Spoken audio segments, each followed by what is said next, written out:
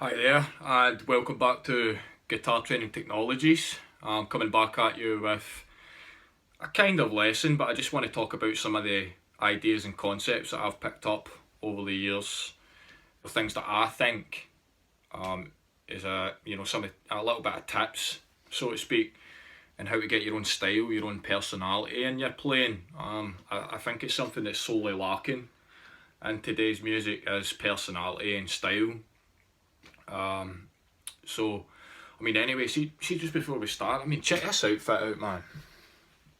Look at these shorts. Heavy letting myself go since I'm a dad now. Suppose I can get away with that. So, it's based around a minor 11 sound. Now, minor 11's probably one of my favourite arpeggio shapes. It just sounds a little bit more expensive sounding, and the notes that's contained within that, they really resonate with me personally. And I think following that instinct, fuck off battery cunt man, following that instinct, that voice inside you when you hear something being played or a certain type of sound, that's your soul. I believe that's your soul, resonating with whatever it is you're hearing. And I believe it's getting your own style is just a sum of all those things that you've ever heard. It's just a simple case of getting out of the way of it and not really putting yourself in a box. So let me just take you through the shape. It would help if my fucking amp was on. The fuck? You're actually serious, man. I didn't even fucking plug in my amp. So professional. Please buy my service. Please. I've got kids to feed.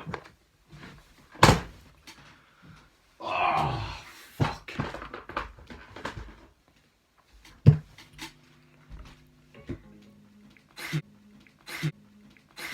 That's better. So, anyway, back to minor 11. So we're in F, up here at the 13th fret.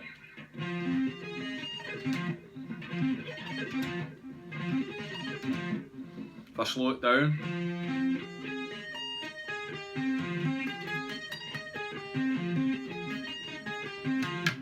so as you can hear, it's a really beautiful sound. If we examine it a little bit more closely, it actually contains F, A flat, E flat, and C. So there's no third there. So you get that. Yeah. Even that, the close relationship there, really ugly. It's a beautiful sound on its own right, but that really close interval there, it's beautiful. A little background on how I actually discover the sound, and this, it leads me to the point of getting your own style and things like that. So, I was probably about 15 years old and I was listening to the Pantera song Floods. I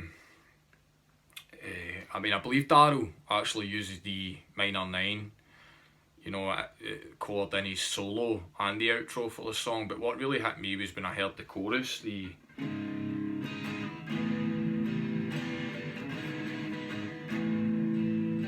well, of course I'm fucking butchering it, but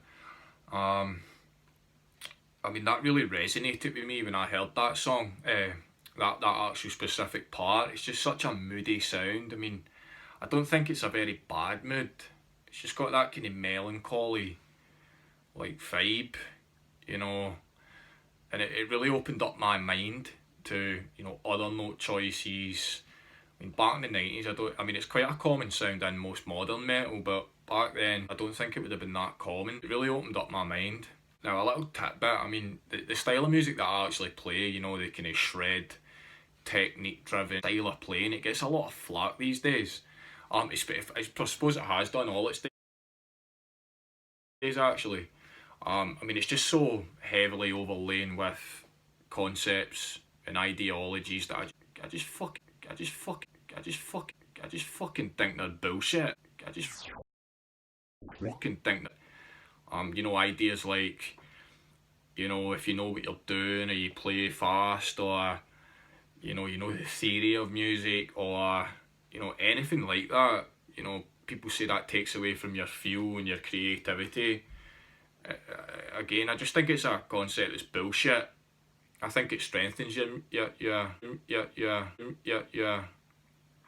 connection to the instrument.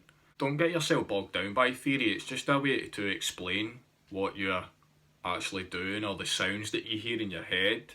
I mean, an instrument is just simply, I mean, all this is just, I mean, it's like when you're sending a text message on your phone. I mean, you've got an idea, anything like that in your body. I mean, ultimately, all music comes from the voice, or you know, in your head, and this is just a way of communicating that. And producing any sound on any instrument requires some level of technique.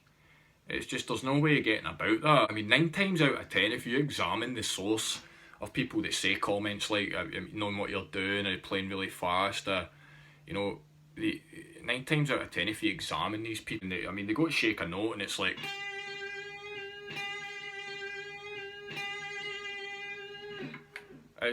I mean, some of these people going on stage and taking people's money, and they've got the cheek to actually play a note like that. And I mean, I don't give a shit if you're just flapping about and dancing. That's not feel. Feels in the soul. You can't really make a blanket statement about it. I mean, pretty much that's why I'm starting guitar training technologies. You know, show an insight into the instrument. Actually, you know, like, I mean, it's okay to perfect the craft and use, you know, exotic tonalities and things like that. I mean, it certainly doesn't take away from, you know, I mean, certainly don't drop them.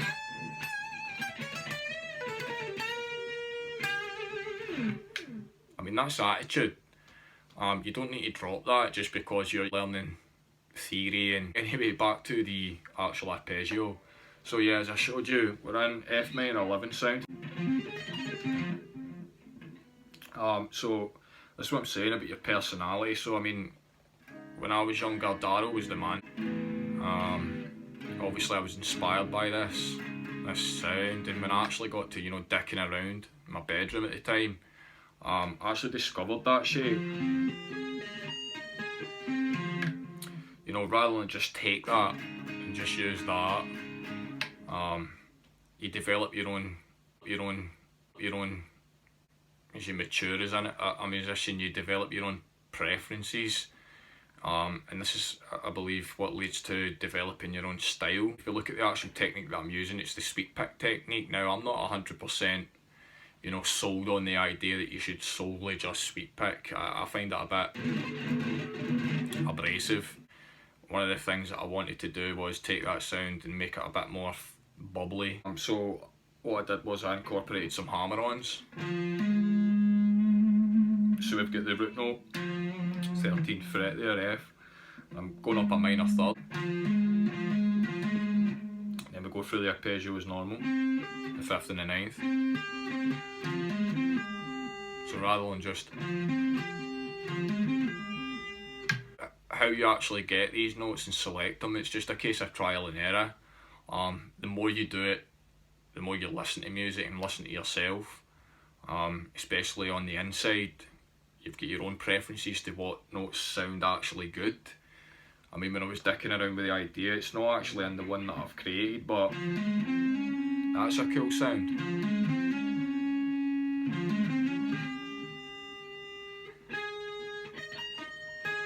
It's just a simple case of doing that and not putting yourself in a box, not putting limitations on your music, like, oh, I have to play a certain way or do it the way he done it. I mean, you don't need to do that.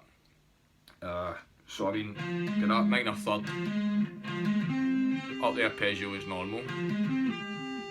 Then we're on to the G string, okay. Putting our hammer on there. And then back up the arpeggio as normal again, up to the C flat note here. And then what I did was, instead of just going up to the C, I've got the pull off to the root note there, and then back down the arpeggio.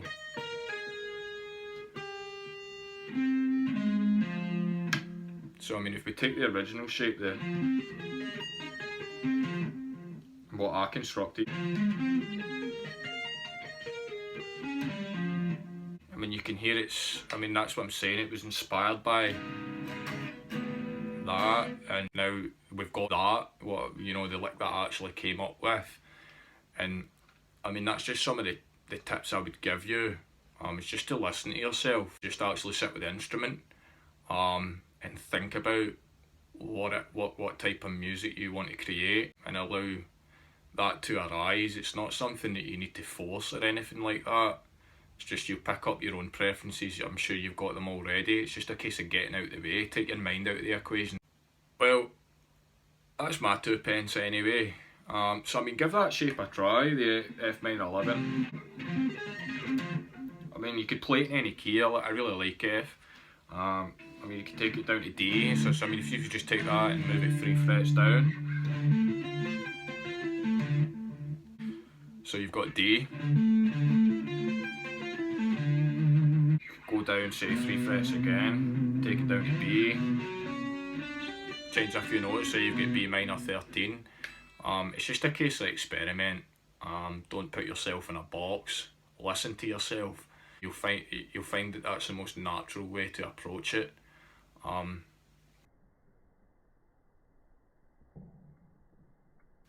Well, anyway, that's it for today's rant, a lesson type thing. I hope you enjoy the rest of your day, and I've been appreciating the support, and if you do have any questions, just pop them down in the box below. I'll be happy to get back to you. Definitely helps me out. Right, anyway, well, enjoy the rest of your day, and be great.